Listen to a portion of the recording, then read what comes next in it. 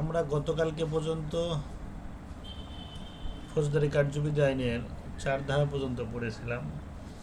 অর্থাৎ 4 ধারায় আমাদের অনেকগুলো সংজ্ঞা আছে, সেই সংজ্ঞাগুলো আমরা আলোচনা করেছিলাম। আজকে আমরা 5 ধারা থেকে আলোচনা শুরু করব। তবে আমাদের ক্লাসে শেষের দিকে আজকে পরীক্ষা হবে, এমসিকিউ পরীক্ষা হবে। যারা আমাদের সাথে যুক্ত আছেন প্রথম থেকেই, আমরা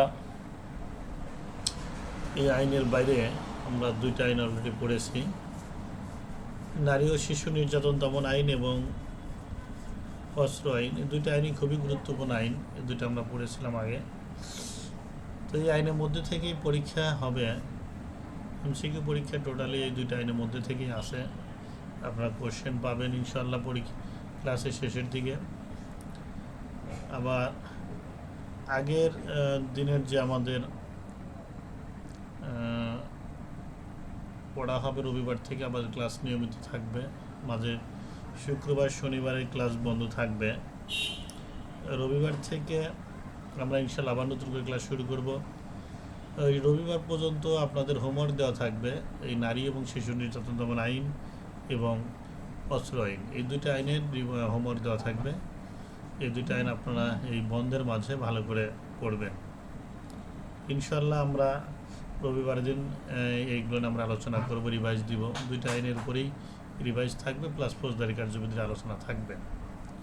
অর্থাৎ আমাদের উদ্দেশ্য হলো আপনাদেরকে একেবারেই নিবিড়ভাবে আইনগুলো শেখানো এবং সেগুলো যাতে আমরা প্রপারলি কাজে লাগাতে পারি, পরীক্ষায় যাতে এটা আমরা মাথায় থাকে, এই সকল বিষয় সামনে নিয়ে আমরা আগানোর চেষ্টা করবো ইনশাআল্লাহ। গত ক্লাসের যে আলোচনা, সেই আলোচনাটা একটু আমরা রিভাইজ করে বা আপনাদের সামনে রিপ্রেজেন্ট করে আমরা নতুন করে আলোচনা শুরু করব 5 ধারা থেকে। আমরা 1898 সালের এই ফৌজদারি কার্যবিধি আইন আমরা শুরু করেছি। আইনটা 5 নাম্বার এবং এই আইনকে পদ্ধতিগত আইন বলা হয়। অর্থাৎ মূল যে আইন আছে, দণ্ডের যে বিধান আছে, এই দণ্ডের বিধান কার্যকরী করার জন্য এই আইনটা তৈরি করা হয়েছে।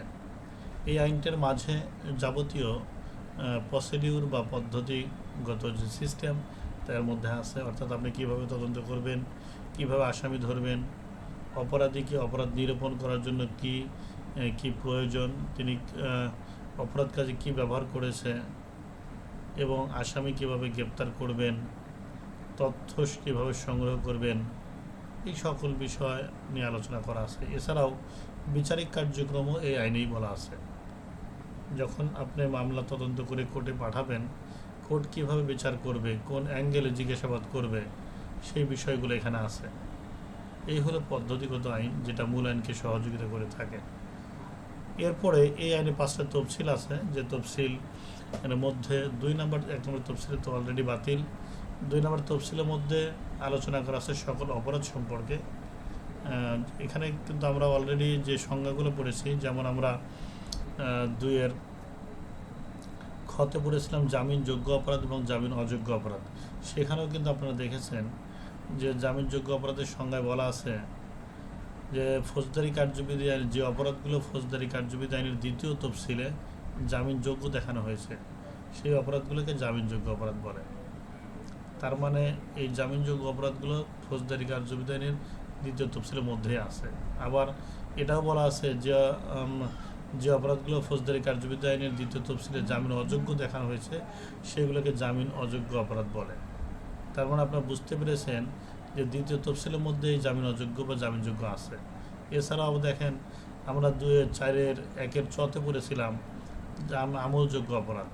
সেখানেও কিন্তু বলা আছে যে ফৌজদারি কার্যবিধি আইনের 2য় তফসিলে যে অপরাধের জন্য পুলিশ বিনা পরোয়ানায় গ্রেপ্তার করতে পারে, অথবা থানায় মামলা নিতে পারে, অথবা ম্যাজিস্ট্রেট আদেশ ছাড়াই তদন্ত করতে পারে, সেই অপরাধগুলোকেই বলা হয় আমলযোগ্য অপরাধ। তার মানে এই আমলযোগ্য অপরাধের কথাও 2য় তফসিলে আছে।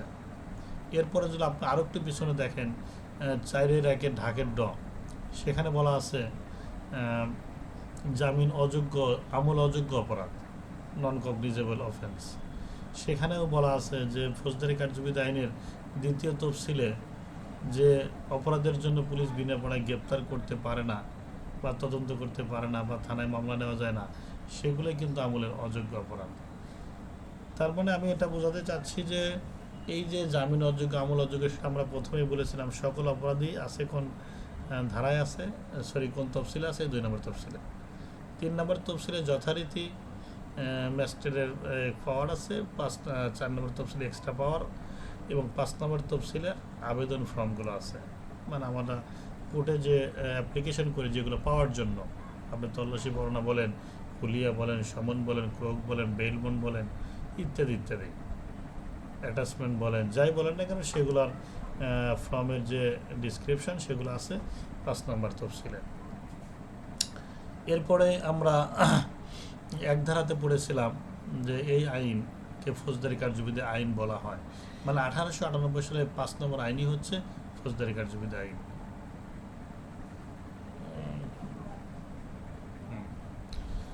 5 নম্বর তফসিলের ফৌজদারি কার্যবিধি আইনের 1898 সালের যে 5 নম্বর আইন আছে সেই আইনটাকেই বলা হয় ফৌজদারি কার্যবিধি আইন। আইনটা সারা বাংলাদেশে একযোগে চলবে। অন্য আইনে যদি এই ধারার এই আইনের যে বিধান আছে সেটা যদি অন্য কোনো আইনে এর বর্ণনা থাকে বা প্রয়োগের পদ্ধতি থাকে সেটাও করা যাবে। 4 ধারাতে আমরা সংজ্ঞা পড়েছিলাম, অলরেডি আমি কিছু সংজ্ঞা আপনাদের সামনে তুলে ধরলাম। এরপরে যেমন ধরেন 1-1 কতে অ্যাডভোকেট আছে, মানে আদালতে আদালতের অনুমতিক্রমে যিনি আইন ব্যবসা করেন অথবা আদালতের ক্ষমতা সম্পন্ন ব্যক্তি যিনি যোগ্য প্রশ্ন উত্তর দিতে পারেন তাকে বলা হয় অ্যাডভোকেট বা আইনজীবী। এরপরে অ্যাটর্নি জেনারেল বলেছিলাম যে রাষ্ট্রের সর্বোচ্চ আইন কর্মকর্তা যিনি রাষ্ট্রের পক্ষে সরকারি মামলাগুলো পরিচালনা করে থাকেন তাকে অ্যাটর্নি জেনারেল বলে। অ্যাটর্নি জেনারেল আর অন্যান্য যে সরকারি আইনজীবী আছে তাদের মধ্যে কিন্তু একটু পার্থক্য রয়েছে।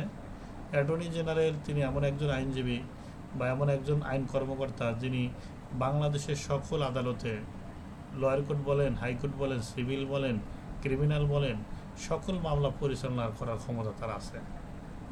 তিনি হচ্ছেন অ্যাটর্নি জেনারেল। আবার যদি একটু অন্যদিকে যান, দেখেন পাবলিক প্রসিকিউটর মানে পিপি কিন্তু সব পারে না। পিপি শুধুমাত্র নিম্ন আদালতগুলোতে বা জেলা জজ কোর্টগুলোতে শুধুমাত্র ক্রিমিনাল মামলাগুলো তিনি পরিচালনা করে থাকেন। মানে সরকারি যে ক্রিমিনাল মামলা আছে জজ কোর্টে সেগুলো তিনি করে থাকেন। তিনি হাইকোর্টে কিন্তু এই মামলাগুলো পরিচালনা করার ক্ষমতা তার নাই। আবার জিপি বলেন গভর্নমেন্ট প্লিডার যিনি, তিনি কিন্তু শুধুমাত্র নিম্ন আদালতে দেয়ানি মামলাগুলো বা জমি জমা বা সার্ভিস সংক্রান্ত মামলাগুলো বা অর্থ ঋণের মামলাগুলো তিনি পরিচালনা করে থাকেন। এই গেল অ্যাটর্নি জেনারেল। অভিযোগের আমরা ধারা পড়েছিলাম 4-1 গ, অর্থাৎ আপনি যে নালিশ, অর্থাৎ থানায় যে এজাহার দায়ের করেন বা কোর্টে যে নালিশ করেন, যেটাই করেন না কেন, এর একটা শিরোনাম থাকে, সারাংশ থাকে, দফা থাকে। এই শিরোনাম বা সারাংশ বা দফাকে বলা হয় অভিযোগ। অভিযোগ আপনি থানাতেও দিতে পারবেন, কোর্টেও দিতে পারবেন। কোর্টে বা থানাতে যেখানেই দেন না কেন সেটা অভিযোগ আকারে গণ্য হবে। তবে এই অভিযোগটা হলো আপনি যে বিবৃতিটা দাখিল করলেন সেটা থানায় করেন আর কোর্টে করেন, তার শিরোনাম। আপনি কোর্টে করলে তাকে নালিশ বলে, যেটা আমরা পড়েছি 4-1 বরিগুজ জতে। আর থানায় বললে তাকে এজাহার বলে। তো এই এজাহার বলেন আর নালিশ বলেন, এর যে একটা শিরোনাম আছে, এর যে একটা দফা আছে, শিরোনাম আছে, তাকেই বলা হয় অভিযোগ। আমাকে এক বন্ধু জিজ্ঞাসা করেছিল যে অভিযোগ আর নালিশের মধ্যে পার্থক্য কী? না, অভিযোগ নালিশের একটা অংশ কিন্তু অভিযোগ, যেটা শিরোনাম আকারে থাকে। আবার থানায় যে এজাহার দায়ের করবেন, এজাহারও কিন্তু একটা শিরোনাম থাকে, সেই শিরোনামটাকেই বলা হয় অভিযোগ। আচ্ছা, এরপরে আমরা পড়েছিলাম করণিক, রাষ্ট্রীয় করণিক। রাষ্ট্রীয় করণিক মানে কি? সরকারি করণিক মানে যিনি দাপ্তরিক কার্যক্রম পরিচালনা করেন তাকে করণিক বলে। কেউ কেউ কেউ হয়তো আপনাদের এরকম ধারণা আছে যে করণিককে মনে হয় কেরানি বলা হয়। না, কেরানি বলা হয় না। করণিক হচ্ছে রাষ্ট্রীয় যিনি দাপ্তরিক কাজ করে থাকেন, তাকে করণিক বলে। তো এই করণিক এখানে যে আমাদের সংজ্ঞাটা দিয়েছে, হাইকোর্ট বিভাগ অর্থাৎ অর্থাৎ প্রধান বিচারপতি তার আদালত কেন্দ্রিক দাপ্তরিক কার্যক্রম পরিচালনা করিবার জন্য তিনি যাদেরকে নিযুক্ত করেন সেই কর্মচারী বা কর্মকর্তাকেই বলা হয় রাষ্ট্রের করণিক। আমি যেমন আজকেও আমরা গ্যালারির ক্লাসে এক প্রশ্নের উত্তরে বলেছিলাম যে দেখেন, আদালতে কাজ কারা কারা করে, মানে আদালতে বিচার করে হচ্ছে জজ, আর বিচার কার্যে যিনি সত্য মিথ্যা উপস্থাপন করেন যারা, তারা হচ্ছে আইনজীবী। এই আইনজীবী এবং এই বিচারক, এই দুই ব্যক্তি বাদ দিয়ে বাকি যারা আছে তারা সবাই রাষ্ট্রীয় করণিক হিসেবে গণ্য হবে। তার মানে ধরেন কোর্টের যে বেঞ্চ অফিসার আছে, মানে ভিও, মানে হাইকোর্ট বা সুপ্রিম কোর্টের যারা বেঞ্চ অফিসার আছে তাদেরকে ভিও বলে, আর লয়ার কোর্টে তাদেরকে পেশকার বলে। আবার একই সাথে দাপ্তরিক কাজ করে যারা, তাদেরকে সেরেস্তায় যারা কাজ করে প্রশাসনিক কর্মকর্তা থাকে। আবার একই সাথে আবার পিও থাকে, অর্থাৎ প্রশাসনিক কর্মকর্তা পিএ থাকে, পার্সোনাল অফিসার থাকে। আবার বিভিন্ন যারা এই সেরেস্তাগুলোতে যারা ফাইল লেনদেন করে বা চিঠি আদান প্রদান করে, তারাও কিন্তু বিভিন্ন ক্লার্কও আছে। এই সব মিলে এই পর্যায়ের লোকজনগুলোকে রাষ্ট্রীয় করণিক বলে। ধারা হচ্ছে 4-1 যেগুলো নিয়োগ দিয়েছেন কে? প্রধান বিচারপতি। প্রধান বিচারপতি শুধুমাত্র আদালত কেন্দ্রিক যারা করণিকের কাজ করে তাদেরকে নিয়োগ দিয়ে থাকেন। এরপরে তো আমরা একটু আগেই পড়লাম আমলযোগ্য অপরাধ। এরপরে আসেন নালিশ। এই নালিশের ব্যাপারে একেবারেই নিঃসন্দেহে আপনি এটা মাথায় রাখবেন। আমি একটা এক্সাম্পল দিয়েছিলাম আজকে গ্যালারি ক্লাসে, সেই এক্সাম্পলগুলো আপনাদের সামনে তুলে ধরি। যে ধরেন, ক নামক ব্যক্তি, তার বাড়িতে ডাকাতি হয়েছে, কর বাড়িতে ডাকাতি হয়েছে, তিনি থানায় গিয়ে মামলা অভিযোগ করলেন যে আমার বাড়িতে ডাকাতি হয়েছে। কার কাছে? থানার ওসির কাছে। তাহলে তিনি বিচারটা কার কাছে চাইলেন? থানার ওসির কাছে বিচারটা চাইলেন। সে বললেন যে আমার থানায় আমার বাড়িতে ডাকাতি হয়েছে। এই ডাকাতির অভিযোগ তিনি করলেন। আসামির নাম জ্ঞাতও থাকতে পারে, অজ্ঞাতও থাকতে পারে। অর্থাৎ ধরেন আসামি 3 জন তিনি চেনেন, 5 জনকে চেনেন না, তাহলে জ্ঞাত অজ্ঞাত দুইটাই থাকলো। আবার অভিযোগটা তিনি মৌখিক আকারে দিতে পারে, লিখিত আকারে দিতে পারে। তাহলে একজন ব্যক্তি যদি থানায় গিয়ে তার অপরাধের বর্ণনা, অর্থাৎ তিনি যে অভিযোগটা করেছেন সেই বর্ণনা থানার ওসির সামনে লিখিত বা মৌখিকভাবে দিতে পারে। আবার এখানে অভিযুক্ত বা আসামির নাম জ্ঞাত হতে পারে, অজ্ঞাত হতে পারে। এই যে সিস্টেম, এই থানায় যেটা দিলেন সেটা এজাহার হিসেবে গণ্য হবে। কী হিসেবে গণ্য হবে? এজাহার হিসেবে গণ্য হবে। বিচারটা কিন্তু তিনি থানার ওসির কাছে প্লেস করলেন, এই হলো এজাহার। আর এইটাই যদি তিনি কোর্টে গিয়ে দাবি করেন, এই জন্যে নালিশের সংজ্ঞায় লেখা আছে যে ম্যাজিস্ট্রেট কর্তৃক ব্যবস্থা নেওয়ার জন্য। ফার্স্টে তিনি দাবি করেছেন কার কাছে? ম্যাজিস্ট্রেটের কাছে।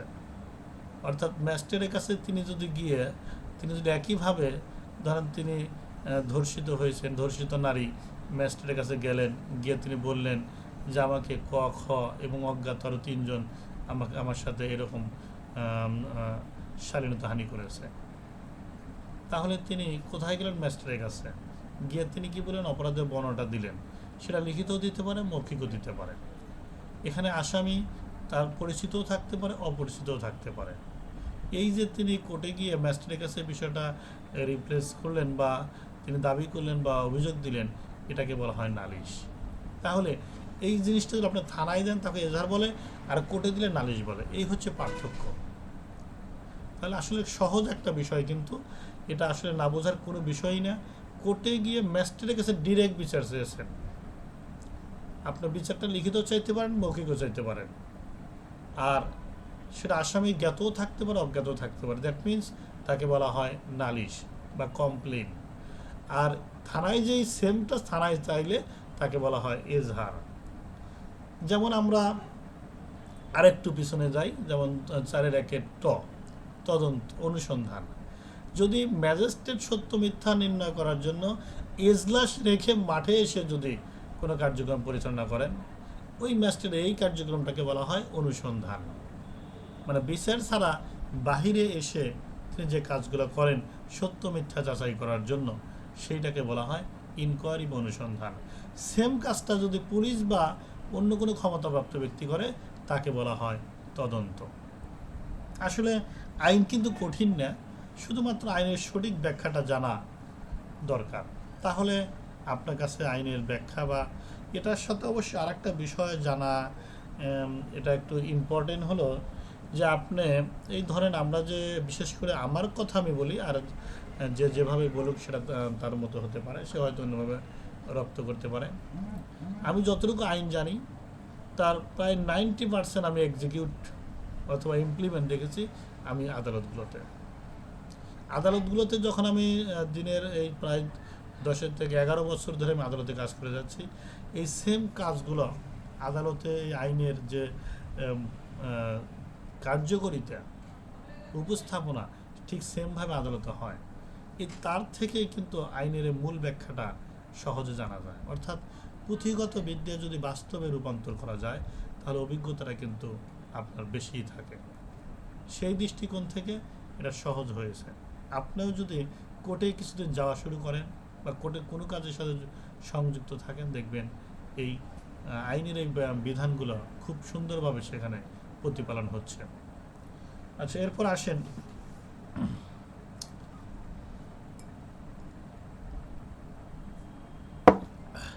খন্দকার এখলাস উদ্দিন ভাই। হ্যাঁ, আলহামদুলিল্লাহ ভালো আছি। তো আমিও দোয়া করি আপনি ভালো থাকবেন, ভালো মনের মানুষ আপনি। আমাদের ফেসবুক লাইভে আছে, ধন্যবাদ। এরপরে আসেন আমরা পড়েছিলাম, এরপরে পিছনে গিয়ে হাইকোর্ট পড়েছিলাম। হাইকোর্ট সম্পর্কে আমরা জানি, হাইকোর্ট এখানে ফৌজদারি কার্যবিধি আইনে হাইকোর্ট লিখেছে, তার মানে ফৌজদারি মামলার আপিল, রিভিশন প্লাস রিভিউ অবশ্য অ্যাপিলেট ডিভিশনে হয়, আর ফান্ডামেন্টাল রাইট অর্থাৎ মৌলিক অধিকার প্রতিষ্ঠিত করার জন্য রিট পিটিশন, এইগুলো বিচার কার্য পরিচালনা হয় হাইকোর্ট বিভাগে। একে হাইকোর্ট বিভাগ বলে, যেটা সুপ্রিম কোর্টের নিম্ন আদালত, হাইকোর্ট ডিভিশন। এরপরে আসেন তদন্ত অনুসন্ধান, তো পড়লামই। 4-1 টতে তদন্ত, আর 4-1 টতে অনুসন্ধান, ঠতে তদন্ত, এবং ডাবের ড এইখানে আছে বিচার বিভাগীয় কার্যক্রম। এক বন্ধু লিখেছে বিচার বিভাগীয় কার্যক্রম।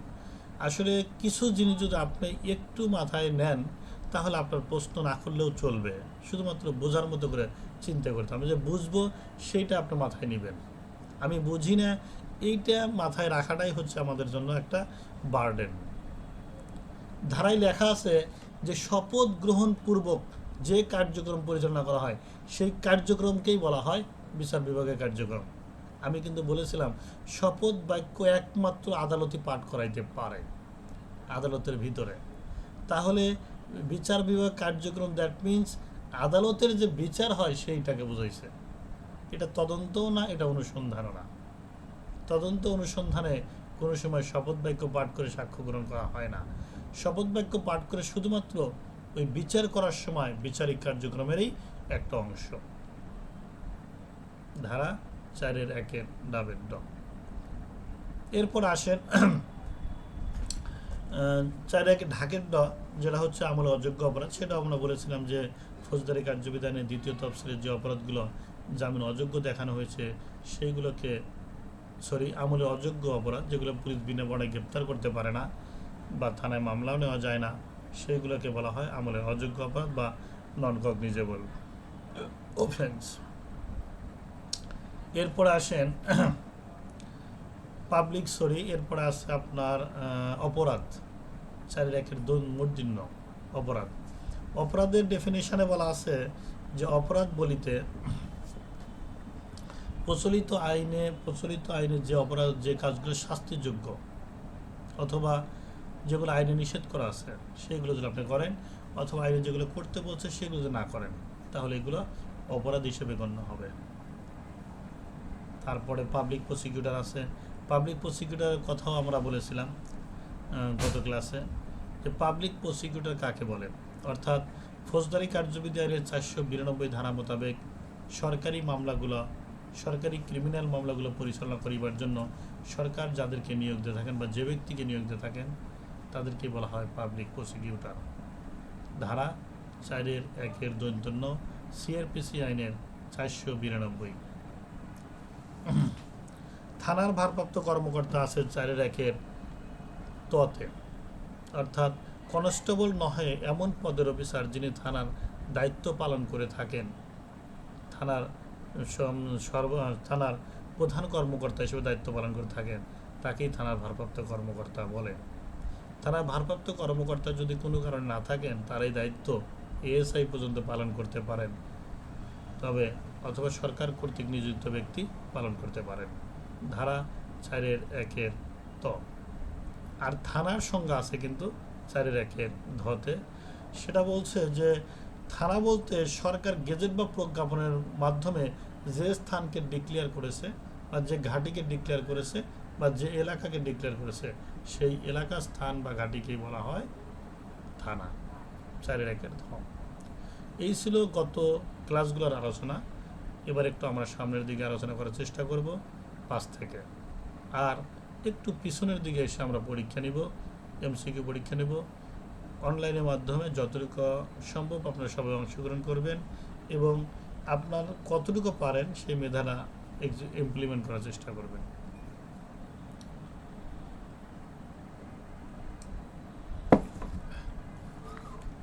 হ্যাঁ বলেন, জাহাঙ্গীর ভাই বলেন।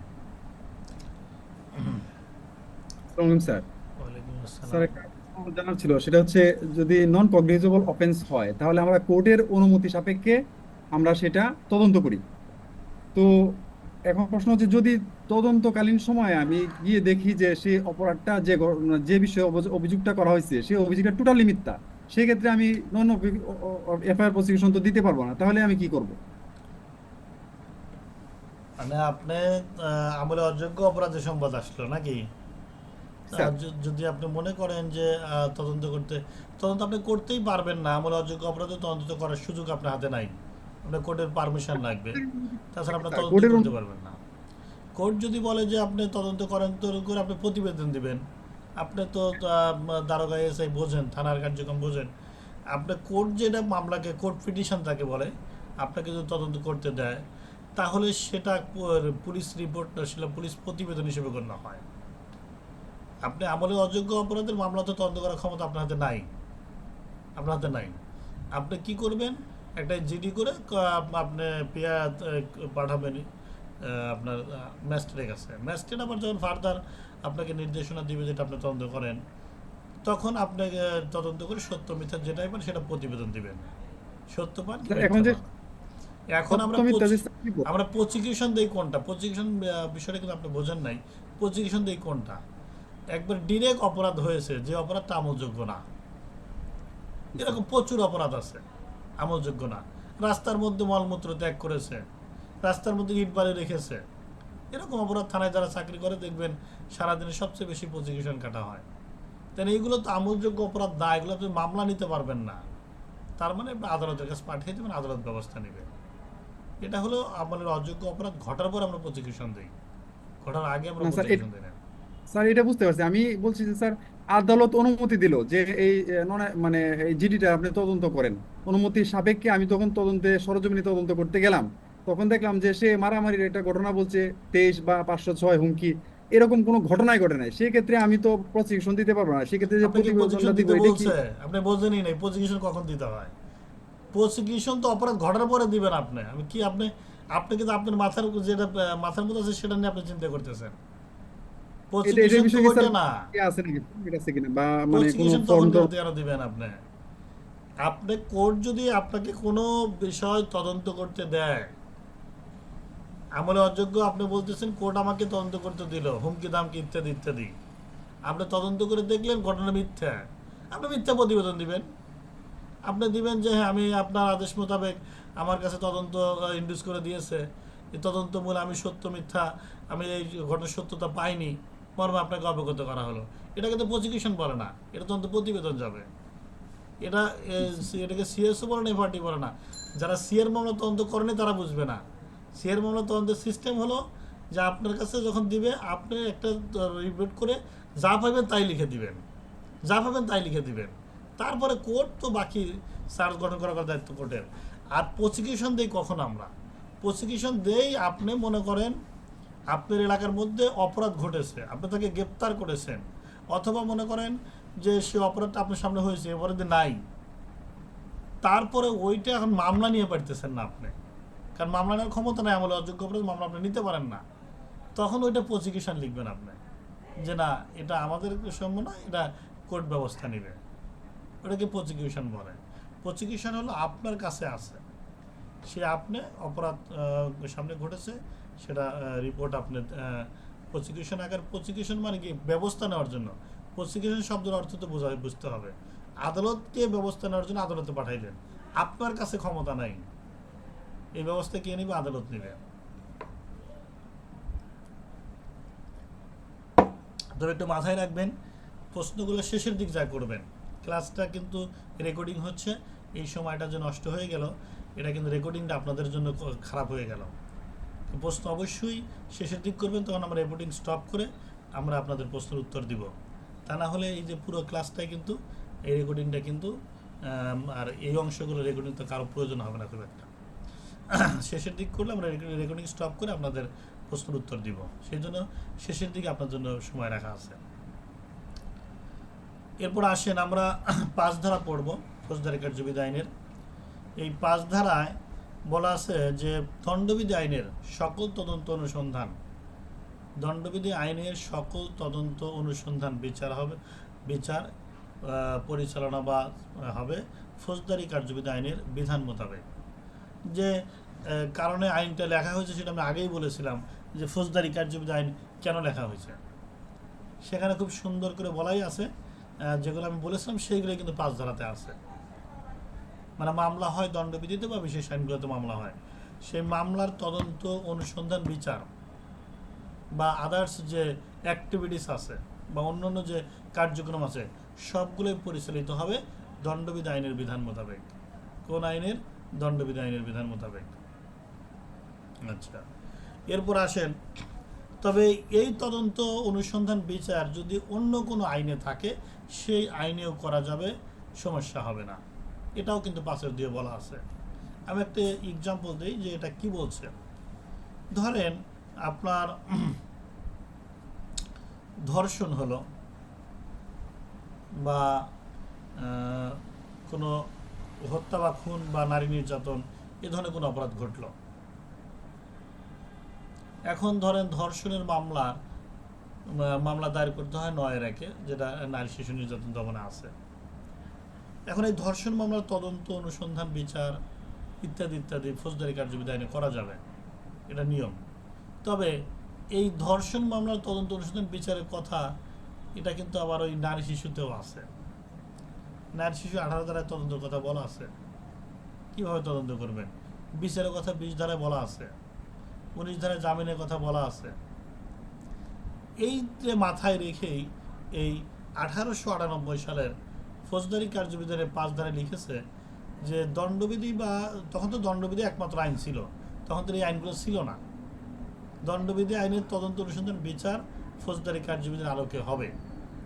তবে এই অপরাধগুলো যদি অন্য কোনো, এই অপরাধগুলোর তদন্ত করার যদি অন্য কোনো আইনের সুযোগ থাকে, সেই আইনে করা যাবে।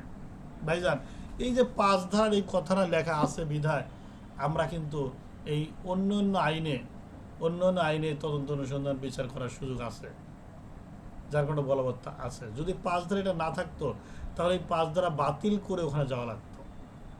অর্থাৎ ব্রিটিশরা কিন্তু, এটা আসলে আমরা যে ব্রিটিশ শব্দটা ব্যবহার করি, এটা কিন্তু তারা কিন্তু যথেষ্ট প্রজ্ঞা নিয়ে, বুদ্ধি নিয়ে তারা কাজগুলো করেছে।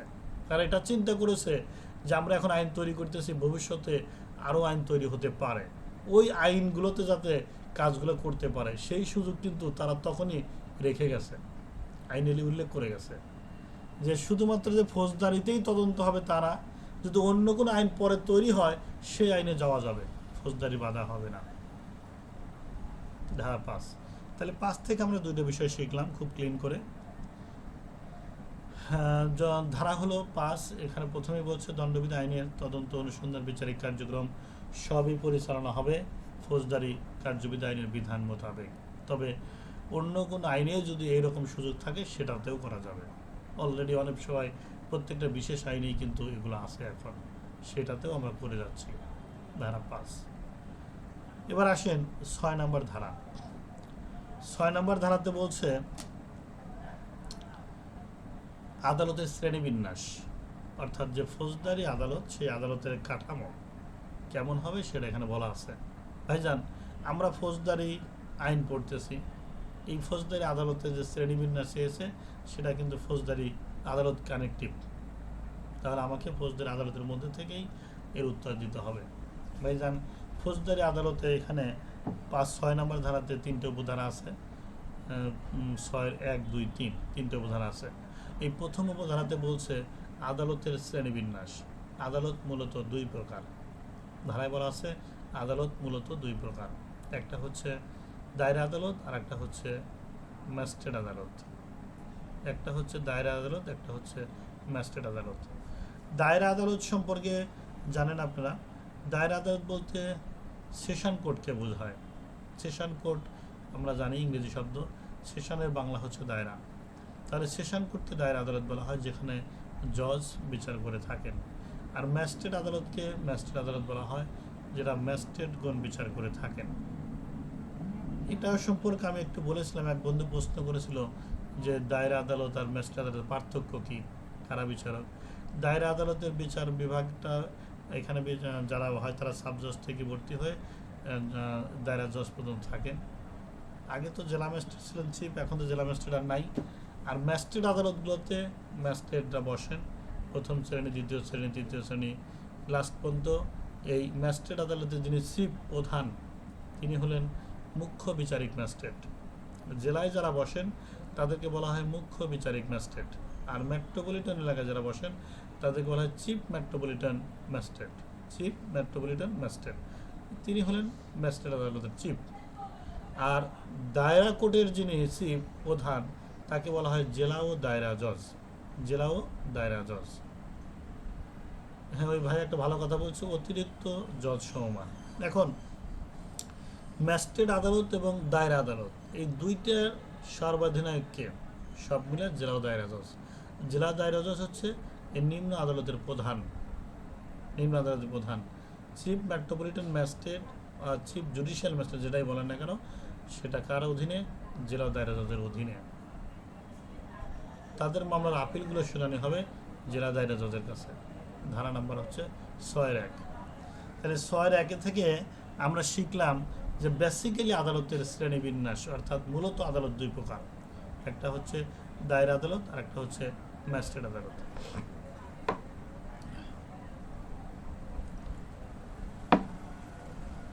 এরপর আসেন ম্যাজিস্ট্রেট কয় প্রকার। ম্যাজিস্ট্রেট দুই প্রকার, একটা নির্বাহী ম্যাজিস্ট্রেট, একটা জুডিশিয়াল ম্যাজিস্ট্রেট। নির্বাহী আর জুডিশিয়াল ম্যাজিস্ট্রেটের ব্যাখ্যা আমরা 10 নম্বর আর 11 নম্বর ধারাতে খুব ভালো করে পড়ব, সেখানে আলোচনা করা আছে। তো জুডিশিয়াল ম্যাজিস্ট্রেট, নির্বাহী ম্যাজিস্ট্রেট, এই দুই প্রকারের ম্যাজিস্ট্রেট এখানে আছে। এরপরে 3 নম্বর উপধারা এসে বলছে যে জুডিশিয়াল ম্যাজিস্ট্রেটকে আবার 4 ভাগে ভাগ করা আছে। জুডিশিয়াল ম্যাজিস্ট্রেটকে 4 ভাগে ভাগ করা আছে। সেখানে প্রথমে বলা আছে মুখ্য বিচারিক ম্যাজিস্ট্রেট অথবা মুখ্য বিচারিক ম্যাজিস্ট্রেট বা চিফ জুডিশিয়াল ম্যাজিস্ট্রেট যাকে বলে। এরপরে 2 নম্বরে বলা আছে প্রথম শ্রেণী, 3 নম্বরে তৃতীয় শ্রেণী এবং 4 নম্বরে তৃতীয় শ্রেণী। এই 4 প্রকারের জুডিশিয়াল ম্যাজিস্ট্রেট আছে। আমি আবার বলি, 1 নম্বরে মুখ্য বিচারিক বা চিফ জুডিশিয়াল ম্যাজিস্ট্রেট অথবা chief metropolitan magistrate, number 1। Number 2 প্রথম শ্রেণীর জুডিশিয়াল ম্যাজিস্ট্রেট। নাম্বার 3 দ্বিতীয় শ্রেণী ম্যাজিস্ট্রেট। নাম্বার 4 তৃতীয় শ্রেণী ম্যাজিস্ট্রেট।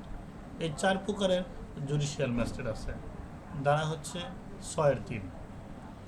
তাহলে এই 6 নম্বর ধারায় আদালতের যে স্ট্রাকচার আছে, কাঠামো আছে, তার একটা ক্লাসিফিকেশনের কথা এখানে বলছে। তো প্রথমেই বলছে আদালত দুই প্রকার, একটা হচ্ছে দায়রা আদালত, একটা হচ্ছে ম্যাজিস্ট্রেট আদালত। এরপর বলছে ম্যাজিস্ট্রেট দুই প্রকার, নির্বাহী ম্যাজিস্ট্রেট এবং জুডিশিয়াল ম্যাজিস্ট্রেট। এরপরে বলছে জুডিশিয়াল ম্যাজিস্ট্রেটকে আবার 4 ভাগে ভাগ করা যায় আদালতের পদ্ধতি অনুযায়ী, বিচারিক প্রক্রিয়া অনুযায়ী। চিফ জুডিশিয়াল অথবা চিফ মেট্রোপলিটন ম্যাজিস্ট্রেট, প্রথম শ্রেণী ম্যাজিস্ট্রেট, দ্বিতীয় শ্রেণী ম্যাজিস্ট্রেট এবং তৃতীয় শ্রেণী ম্যাজিস্ট্রেট। এই 4 প্রকারের ম্যাজিস্ট্রেট আদালত আছে। তাহলে কোনো কারণে যদি এমসিকিউ আসে যে ম্যাজিস্ট্রেট কত প্রকার, তাহলে ম্যাজিস্ট্রেট 2 প্রকার। এমসিকিউ যদি আসে জুডিশিয়াল ম্যাজিস্ট্রেট কত প্রকার, 4 প্রকার। আর একটি যদি প্রশ্ন এরকম করে আসে যে আদালত কত প্রকার, তাহলে মূলত আদালত 2 প্রকার। সর্বমোট আদালত কয় প্রকার, এরকমও কিন্তু আসতে পারে। সেক্ষেত্রে আপনারা দেখবেন 5 প্রকার থাকে। 5 প্রকার কীভাবে থাকে? এই দায়ের আদালত আর 4টা হলো জুডিশিয়াল ম্যাজিস্ট্রেট আদালত, ওই 4টারই একটাই মিলে হয় 5টা। এরকমও কিন্তু অপশন থাকে। এই গেল আপনার ফৌজদারি আদালতের শ্রেণীবিন্যাস। আমরা আজকে 5 ধারা প্রথমে শিখেছিলাম যে দণ্ডবিধি আইনের সকল তদন্ত অনুসন্ধান বিচার হবে ফৌজদারি কার্যবিধি আইনের বিধান মোতাবেক। যদি অন্য কোনো আইনে এই বিচার করার সুযোগ থাকে তাহলে সেখানেও করা যাবে, সমস্যা নাই। 6 আমরা এসে পড়লাম আদালতের শ্রেণীবিন্যাস। এবার আমরা যাব 9-এ। 9 বলছে দায়রা আদালত। দায়রা আদালত কাকে বলে?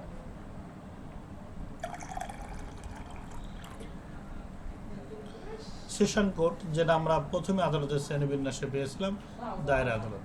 এখান থেকে পড়ার খুব বেশি কিছু না থাকলেও আমার মনে হয় এমসিকিউর জন্য কিছু কথা ইম্পর্টেন্ট আছে। দায়রা আদালত ধারায় লিখছে, দায়রা আদালত সরকার প্রয়োজন মনে করলে প্রত্যেকটি জেলা বা মেট্রোপলিটন এলাকায় একটি করে দায়রা আদালত গঠন করবে। আমি আবার বলি, দায়রা আদালত ধারা হচ্ছে 9। সরকার প্রত্যেকটি জেলায় বা মেট্রোপলিটন এলাকায় কমপক্ষে একটি করে দায়রা আদালত গঠন করবে। ধারা 9। দায়রা আদালত দায়রা না, কাজ ভিন্ন ভিন্ন না, মামলার প্যাটার্ন ভিন্ন ভিন্ন। কাজ তো সব জায়গায় বিচার করা, সবগুলো বিচার কিন্তু ম্যাজিস্ট্রেট আদালত থেকে শুরু হয়, সেখান থেকে আবার দায়রা কোর্টে শিফট করা হয়, পরিবর্তন করা হয় জুডিকশন অনুযায়ী এবং বিচারের পরিধি অনুযায়ী বিভক্ত হয়ে যায়। দায়রা আদালতের কথা আমরা বলছিলাম যে দায়রা আদালত ধারা হলো 9। এই দায়রা আদালত সরকার প্রত্যেকটা জেলা অথবা মেট্রোপলিটন এলাকায় কমপক্ষে একটি করে গঠন করবে। দায়রা আদালতে যিনি বিচার করবেন, যিনি প্রধান থাকবেন, তাকে বলা হবে জেলা ও দায়রা জজ। তাকে কি বলা হবে? জেলা ও দায়রা জজ। এই জেলা ও দায়রা জজকে নিয়োগ দেওয়া হবে জুডিশিয়াল সার্ভিস কমিশন থেকে। জুডিশিয়াল সার্ভিস থেকে এই জেলা ও দায়রা জজকে নিয়োগ দেওয়া হয়। ধারা 9। তাহলে দেখেন 9 ধারা থেকে আপাতত কতটুকু শিখলাম সেটা বলে আবার পরে আমরা যাচ্ছি। তাহলে দায়রা আদালত গঠন ধারা কত? ধারা হচ্ছে 9। দায়রা আদালত গঠন, দায়রা আদালত গঠন কোথায় হবে? প্রত্যেকটি জেলা বা মেট্রোপলিটন এলাকায় কমপক্ষে একটি করে দায়রা আদালত থাকবে। দায়রা আদালত গঠন কে করবে? যদি এমসিকিউ আসে, দায়রা আদালত গঠন কে করবে? সরকার করবে, নাকি মহামান্য রাষ্ট্রপতি করবে, নাকি সুপ্রিম কোর্ট করবে? কে করবে? সরকার করবে। ধারা কত? ধারা 9। আচ্ছা, দায়রা আদালতে একজন দায়রা জজ থাকবেন, যিনি দায়রা আদালতের চিফ বা প্রধান। এই দায়রা জজকে নিয়োগ কে দিবে? এমসিকিউ আসতে পারে। দায়রা জজকে নিয়োগ কে দিবে? সরকার, মহামান্য রাষ্ট্রপতি, না সুপ্রিম কোর্ট, না সবগুলো? না, দায়রা জজকে নিয়োগ দিবে মহামান্য রাষ্ট্রপতি। আচ্ছা, বাংলাদেশ সংবিধানের 133 নম্বর অনুচ্ছেদ অনুযায়ী, বাংলাদেশ সংবিধানের 133 নম্বর অনুচ্ছেদ অনুযায়ী দায়রা জজকে নিয়োগ দিয়ে থাকেন। এই দায়রা আদালতে দায়রা জজ ছাড়াও অতিরিক্ত দায়রা জজ, তারপরে যুগ্ম দায়রা জজ এবং সহকারী দায়রা জজ, এরাও দায়িত্ব পালন করে থাকেন। ধারা কত? 9। তাহলে 9 ধারা থেকে বেশ কিছু কথা আমরা শিখলাম। প্রত্যেকটি জেলা বা মেট্রোপলিটন এলাকায় কমপক্ষে একজন করে বা একটি দায়রা আদালত থাকবে। এই দায়রা আদালত গঠন করবে কে? সরকার। দায়রা আদালতের চিফকে জেলা ও দায়রা জজ। আচ্ছা, জেলা ও দায়রা জজকে নিয়োগ কে দিবেন? মহামান্য রাষ্ট্রপতি। জেলা ও দায়রা জজ বা এই জজদের নিয়োগ প্রক্রিয়া বাংলাদেশ সংবিধানের কত অনুচ্ছেদে? 133 নম্বর অনুচ্ছেদে। এই দায়রা জজ বা জজদের নিয়োগ দেওয়া হবে কোন সার্ভিস থেকে? জুডিশিয়াল সার্ভিস কমিশন থেকে তাদেরকে নিয়োগ দেওয়া হবে। ধারা হচ্ছে 9। তাহলে দেখেন 9 ধারা থেকে আমরা অনেক কিছু শিখলাম। আমরা 10 ধারাতে যাব। তবে 10 ধারাতে যাওয়ার আগে আমরা একটু আপনাদের কাছে যাব, দেখি আপনারা কতটুকু বুঝতে পারলেন বিষয়গুলো।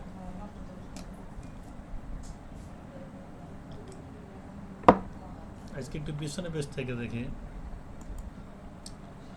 আপনাদের কিন্তু পরীক্ষা আছে, আমার মনে হয় যে কেউই অংশগ্রহণ না করে থাকবেন না, সবাই অনেকটা 2-3টা পরীক্ষা দিয়েছেন অলরেডি, সিস্টেমটা তো বোঝেন। আচ্ছা, প্রথমে এখানে আছে কে? আচ্ছা, আলামিনী বলেন প্রথমে। হ্যাঁ, আলামিন বলেন। স্যার আসসালামু আলাইকুম স্যার। ওয়ালাইকুম আসসালাম। আদালতের শ্রেণীবিন্যাস মানে ফৌজদারি আদালত শ্রেণীবিন্যাস কোন ধারাতে আছে? 6 ধারাতে স্যার। এই আদালত কত প্রকার? আদালত 2 প্রকার স্যার। 2 প্রকার। কি কি? একটা হচ্ছে স্যার দায়রা জজ আদালত, একটা হচ্ছে ম্যাজিস্ট্রেট আদালত। 2 নম্বর হচ্ছে স্যার ম্যাজিস্ট্রেট আদালত স্যার। ম্যাজিস্ট্রেট আদালত আবার স্যার 3 প্রকারের স্যার। ম্যাজিস্ট্রেট আদালতকে 4 ভাগে ভাগ করা, জুডিশিয়াল ম্যাজিস্ট্রেটকে 4 4 ভাগে ভাগে ভাগ ভাগ করা করা। হয়েছে। এই 4 ভাগটা কি কি?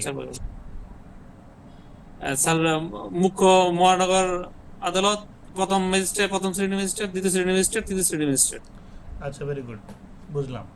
এইবার আরেকটা কোশ্চেন হলো, ধরেন মেট্রো মানে মহানগর এলাকাগুলোতে যে ম্যাজিস্ট্রেট আদালত আছে, এই মহানগর এলাকার স্যার। ম্যাজিস্ট্রেট আদালতের প্রধানকে কি বলা হয়? স্যার মুখ্য মুখ্য মেট্রোপলিটন বিচারিক আদালত, ম্যাজিস্ট্রেট, বিচারিক আদালত স্যার। অর্থাৎ চিফ মেট্রোপলিটন আদালত, যাকে সিজিএম বলে। সিজিএম বলে স্যার মানে চিফ মেট্রোপলিটন ম্যাজিস্ট্রেট আদালত। ম্যাজিস্ট্রেট।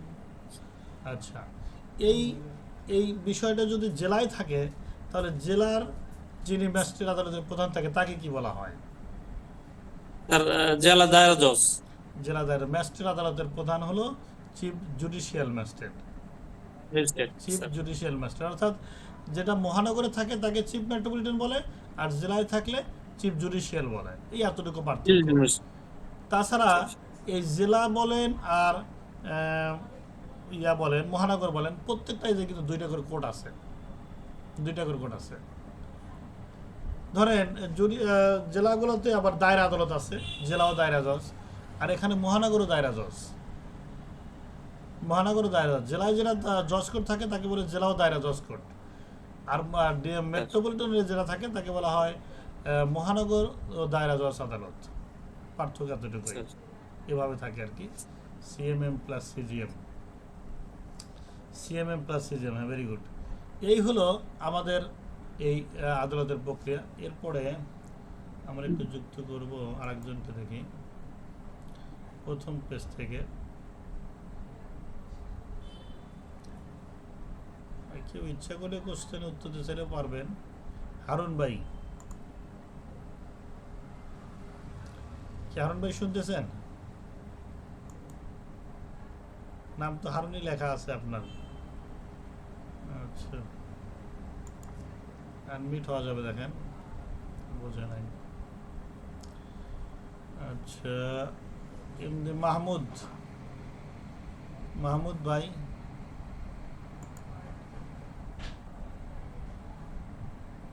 আনমিট হন, চাপ দেন আনমিট হয়ে যাবে।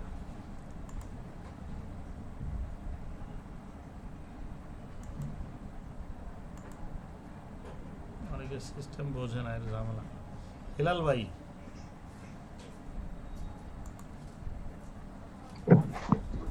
স্যার।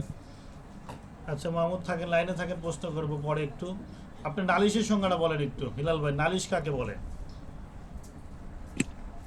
নালিশ বলতে স্যার আদালতে যে অভিযোগ দায়ের করা হয় মৌখিক বা লিখিতভাবে জ্ঞাত বা অজ্ঞাত ব্যক্তির নামে, সেটা হচ্ছে নালিশ স্যার।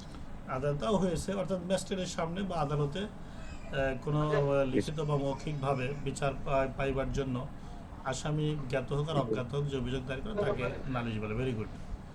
এটা যদি আদালতে না করে থানায় করা হয় তাহলে তাকে কি বলে? এজাহার বলে। এজাহার বা অভিযোগ স্যার দায়ের করা হয় যেটা অভিযোগ বলা হয়। ঠিক আছে, ভেরি গুড।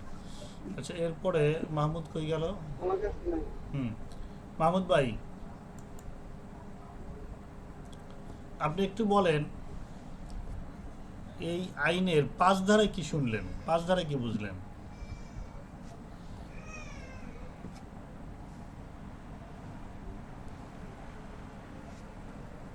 মোহাম্মদ ভাই শুনতেছেন?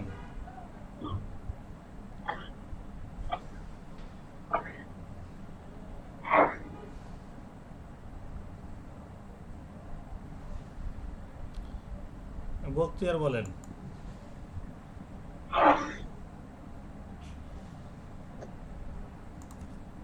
পাশের একে বলা হয়েছে স্যার দ্বন্দ্ববিধির অধীনে অপরাধের বিচার, মানে হচ্ছে স্যার এই দ্বন্দ্ববিধির যে বিচার যেটা এটা হচ্ছে স্যার ফৌজদারি কার্যবিধি আইনে ইয়ে করা হবে আর কি। অর্থাৎ দণ্ডবিধি আর আইনে যে পাশে- মামলাগুলো হয়, অর্থাৎ যে মামলাগুলো হয়, তখন তো দণ্ডবিধি আইন জি ছিল স্যার। বিধায় দণ্ডবিধি লিখছে। তখন একটাই আইন ছিল। জি যখন স্যার। 1898 সালে ফৌজদারি কার্যবিধি আইন লিখে, তখন কিন্তু পানিশমেন্টের আইন ছিল শুধু দণ্ডবিধি। তখন কিন্তু এই বিশেষ আইনগুলো ছিল না। তো যাই হোক, ওই দণ্ডবিধি আইনে মামলা হলে ওই মামলার তদন্ত, অনুসন্ধান, বিচার সবগুলোই পরিচালিত হবে ফৌজদারি কার্যবিধি আইনের বিধান মোতাবেক। ফৌজদারি কার্যবিধি অন্য আইনে। কোনো আইনে আর থাকলে হুম, পাশের দুয়ে বলা আছে স্যার হচ্ছে এই অন্য কোনো আইনেও ইয়ে করা যাবে, বিচার করা যাবে, এটা ফৌজদারি কার্যবিধি কোনো বাধা হবে না। আচ্ছা, এবার আমরা শিখব 10 ধারা। নির্বাহী ম্যাজিস্ট্রেট কাকে বলে? নির্বাহী ম্যাজিস্ট্রেটের এখানে বলা আছে, আমরা আগেই শিখেছিলাম ম্যাজিস্ট্রেট 2 প্রকার, একটা হলো জুডিশিয়াল ম্যাজিস্ট্রেট আর একটা হচ্ছে নির্বাহী ম্যাজিস্ট্রেট। নির্বাহী ম্যাজিস্ট্রেটের সঙ্গে বলা আছে যে নির্বাহী ম্যাজিস্ট্রেট যে এলাকায় যতগুলো প্রয়োজন, যে এলাকায় যতগুলো নির্বাহী ম্যাজিস্ট্রেট প্রয়োজন, সরকার সে এলাকায় ততগুলো নির্বাহী ম্যাজিস্ট্রেট নিয়োগ দিবেন। নির্বাহী শব্দের অর্থ হলো এক্সিকিউটিভ ম্যাজিস্ট্রেট, অর্থাৎ এক্সিকিউটিভ ম্যাজিস্ট্রেটকে বলা হয় নির্বাহী ম্যাজিস্ট্রেট। যে এলাকায় যতগুলো এক্সিকিউটিভ ম্যাজিস্ট্রেট প্রয়োজন, সে এলাকায় ততগুলো সরকার এক্সিকিউটিভ ম্যাজিস্ট্রেট নিয়োগ দিবেন। ধারা 10। এক্সিকিউটিভ ম্যাজিস্ট্রেট নিয়োগ দেওয়া হবে কোন সার্ভিস থেকে, সেটা এখানে বলা আছে। সিভিল সার্ভিস প্রশাসন থেকে এক্সিকিউটিভ ম্যাজিস্ট্রেট বা নির্বাহী ম্যাজিস্ট্রেট নিয়োগ দেওয়া হয়ে থাকে। তাহলে বিসিএস অ্যাডমিন ক্যাডার থেকে নির্বাহী ম্যাজিস্ট্রেট নিয়োগ দেওয়া থাকে। যদি সরকার মনে করে তাহলে এই বিসিএস অ্যাডমিন ক্যাডার অর্থাৎ সিভিল সার্ভিস প্রশাসন ক্যাডার থেকে এই নির্বাহী ম্যাজিস্ট্রেট নিয়োগ দেওয়া হয়ে থাকে। সরকার নিয়োগ দিয়ে থাকে যে এলাকায় যতগুলো প্রয়োজন। আচ্ছা, এরপর আমরা শিখব যে এই নির্বাহী ম্যাজিস্ট্রেট তারা কি দায়িত্ব পালন করে থাকেন। নির্বাহী ম্যাজিস্ট্রেট আর জুডিশিয়াল ম্যাজিস্ট্রেট কিন্তু একটা বড় ধরনের পার্থক্য আছে। তবে একটার সময় কিন্তু এই পার্থক্য ছিল না। একটার সময় নির্বাহী ম্যাজিস্ট্রেটও বিচার করতে পারতেন। নির্বাহী ম্যাজিস্ট্রেট বিচার করতে পারেন না, এটা বন্ধ হয়ে গেল কত সাল থেকে? কে বলতে পারবেন কত সাল থেকে নির্বাহী ম্যাজিস্ট্রেটের বিচারিক ক্ষমতা থাকলো না? ওই যে হুমায়ুন ভাই লিখছে, হুমায়ুন ভাই মানে কোর্ট সম্পর্কে মোটামুটি জানে, বোঝা গেছে। আমার মনে হয় 2007 সালেই হওয়ার কথা, 3007 না 2007। তত্ত্বাবধায়ক সরকার এসে এই বিচার বিভাগকে আলাদা করে ফেলছে। আগে কিন্তু নিম্ন আদালতের বিচার বিভাগের প্রধান ছিলেন কে? জেলা ম্যাজিস্ট্রেট ছিলেন, যেটা ডিসি, তিনি ছিলেন প্রধান। বিচার বিভাগ আলাদা হওয়ার সাথে সাথেই ওটা চলে গেছে জেলা ও দায়রা জজের কাছে। তো যাই হোক, এই নির্বাহী ম্যাজিস্ট্রেট আগে বিচার করতে পারতেন, তাদেরকে বিচারের ক্ষমতা ছিল, তারা কিন্তু এই এজলাসে বিচার করতেন। বিচার বিভাগ আলাদা হওয়ার পরে নির্বাহী ম্যাজিস্ট্রেটের কাজ আর ওখানে নাই। এখন নির্বাহী ম্যাজিস্ট্রেট তারা প্রশাসনিক কাজগুলো করে থাকেন বা আদার্স কাজগুলো করে থাকেন, আর জুডিশিয়াল ম্যাজিস্ট্রেটরাই শুধুমাত্র বিচার করেন, আর জেলা দায়রা জজ বা জজরা বিচার করে থাকেন। তাহলে নির্বাহী ম্যাজিস্ট্রেটরা কী কাজ করে থাকেন সেটা যদি আমি একটু ব্যাখ্যায় বলি, তাহলে আমরা এখান থেকে মোটামুটি যেগুলো শিখলাম যে প্রত্যেকটা অঞ্চলে কতগুলো নির্বাহী বা এক্সিকিউটিভ ম্যাজিস্ট্রেট প্রয়োজন, সরকার সে এলাকায় ততগুলো ম্যাজিস্ট্রেট নিয়োগ দিয়ে থাকেন। এই ম্যাজিস্ট্রেটরা নিয়োগ দেওয়া হয় কোত্থেকে? সিভিল সার্ভিস প্রশাসন থেকে এখান থেকে নিয়োগ দেওয়ার সুযোগ আছে। আচ্ছা, এই ম্যাজিস্ট্রেটগণের মধ্যে থেকেই একজন জেলা ম্যাজিস্ট্রেট হয়ে থাকেন। এখন তার জেলা ম্যাজিস্ট্রেট নাই, জেলা দায়রা জজ। আচ্ছা, একটু পরে আর 5টা মিনিট পরে পরীক্ষা আরম্ভ হবে, থাকবেন সবাই। এরপর আসেন এই নির্বাহী ম্যাজিস্ট্রেট কী কী দায়িত্ব পালন করে থাকে, এটা একটু আমাদের জানা দরকার। কী কী দায়িত্ব পালন করে থাকে, যেহেতু এখন আর বিচারটা নাই, বিচারটা তো অলরেডি জুডিশিয়ালে চলেই গেছে। অ্যান্ড বিচার ছাড়া এই নির্বাহী ম্যাজিস্ট্রেটের কাজ কী? আচ্ছা, নির্বাহী ম্যাজিস্ট্রেট বিচার ব্যতীত সকল দায়িত্ব পালন করে থাকেন। তাহলে বলাটা কিন্তু সহজ হয়ে গেল। নির্বাহী ম্যাজিস্ট্রেট বিচার ব্যতীত সকল দায়িত্ব তারা পালন করে থাকেন। তারা কি দায়িত্ব পালন করে থাকেন? আচ্ছা, নির্বাহী ম্যাজিস্ট্রেটের প্রথম কাজ হলো প্রশাসনিক কাজগুলো তারা করে থাকেন অন বিহাফ অফ গভর্নমেন্ট। সরকারের পক্ষে তারা প্রশাসনিক কাজ করে থাকেন, যেমন ডিসি একটা জেলাকে রিপ্রেজেন্ট করেন। আচ্ছা, এছাড়াও তারা আরও কি কি কাজ করে থাকেন দাদাভাই? এছাড়াও তারা বিভিন্ন প্রকার তদন্ত করে থাকেন। এই যে জুডিশিয়াল তদন্ত নাম শুনেছেন, এই তদন্ত কিন্তু জুডিশিয়াল ম্যাজিস্ট্রেট করে না, করে নির্বাহী ম্যাজিস্ট্রেট। আচ্ছা, ভ্রাম্যমাণ আদালত এই জুডিশিয়াল নির্বাহী ম্যাজিস্ট্রেট পরিচালনা করে থাকেন। নিষেধাজ্ঞা যে আদেশগুলো দেয়, ইনজাংশন, এই যে সিআরপিসির 133 ধারা, 144 ধারা, 145 ধারা, এই বিচারটুকু করার ক্ষমতা আছে নির্বাহী ম্যাজিস্ট্রেটের হাতে। তাহলে দেখেন আমরা কি কি বললাম, মোটামুটি প্রশাসনিক সকল কাজ করে থাকে নির্বাহী ম্যাজিস্ট্রেট সরকারের পক্ষে। এরপরে তারা 144 ধারা আদেশ জারি করা, 145 ধারা আদেশ জারি করা, 133 ধারা গণ উৎপাতের আদেশ, এইগুলো দিয়ে থাকে নির্বাহী ম্যাজিস্ট্রেট। আচ্ছা, এরপরে মাঠ পর্যায়ে যত তদন্ত করা দরকার, তদন্ত যদি করে ম্যাজিস্ট্রেট, তাহলে সেটা করে এই নির্বাহী বা এক্সিকিউটিভ ম্যাজিস্ট্রেট। এরপরে কবর থেকে যে লাশ উত্তোলন করা হয়, এই কাজগুলো করে থাকেন নির্বাহী ম্যাজিস্ট্রেট। আবার এই যে সুরথাল রিপোর্ট যেটা ম্যাজিস্ট্রেটরা করে, সেটাও করে থাকেন নির্বাহী ম্যাজিস্ট্রেট। তাহলে নির্বাহী ম্যাজিস্ট্রেটের কাজও কিন্তু মানে ব্যাপক, এর বিস্তৃত। এছাড়াও মনে করেন আরও নির্বাহী ম্যাজিস্ট্রেট কারা ভাইজান? আরও নির্বাহী ম্যাজিস্ট্রেট হচ্ছে এই যে আমাদের শিক্ষা অফিসার বলেন, টিওনো বলেন, ইওনো বলেন, এসিলেন বলেন, আমাদের যে থানা নির্বাহী কর্মকর্তা বলেন, এই সবাই নির্বাহী ম্যাজিস্ট্রেটের আওতাভুক্ত। তারা সবাই নির্বাহী ম্যাজিস্ট্রেটের আওতাভুক্ত। মৎস্য কর্মকর্তা বলেন, এরা সবাই নির্বাহী ম্যাজিস্ট্রেটের আওতাভুক্ত। তাহলে আপনার যদি কোশ্চেন আসে নির্বাহী ম্যাজিস্ট্রেট কাকে বলে, নির্বাহী ম্যাজিস্ট্রেট দায়িত্ব কর্তব্যকে আলোচনা করো, তাহলে আপনি পারবেন না। এই যে কথাগুলো বললাম, এগুলোই 1, 2, 3 করে লিখতে হবে আপনাকে। এরপরে যদি আসে নির্বাহী ম্যাজিস্ট্রেট আর জুডিশিয়াল ম্যাজিস্ট্রেটের পার্থক্য কী? একবার বেসিক পার্থক্য হলো নির্বাহী ম্যাজিস্ট্রেট তারা বিভিন্ন প্রশাসনিক দায়িত্ব সহ সরকারের অন্যান্য দায়িত্ব পালন করে থাকেন, যেগুলো আমি বললাম। আর জুডিশিয়াল ম্যাজিস্ট্রেট শুধুমাত্র বিচার কার্যক্রম পরিচালনা করে থাকেন, বিচার ব্যতীত অন্য কাজ করার সুযোগ খুব কমই আছে। ধারা হচ্ছে 10। আচ্ছা, তাহলে আমরা আর সময় নষ্ট করব না, আমরা পরীক্ষার প্রস্তুতি নেব। আমি কোশ্চেন আপনাদের গ্রুপে দিয়ে দিব।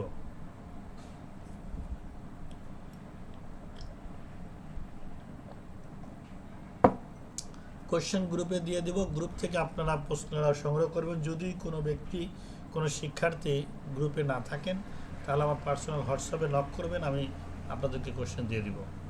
খালি বলবেন স্যার প্রশ্ন প্লিজ, অথবা প্রশ্ন লাগবে, তাহলে আমি প্রশ্ন দিয়ে দেবো ইনশাল্লাহ। আবার আজকের পরে ক্লাস কিন্তু সাপ্তাহিক বন্ধ থাকে, শুক্রবার শনিবার, যথারীতি রবিবার আবার ক্লাস হবে।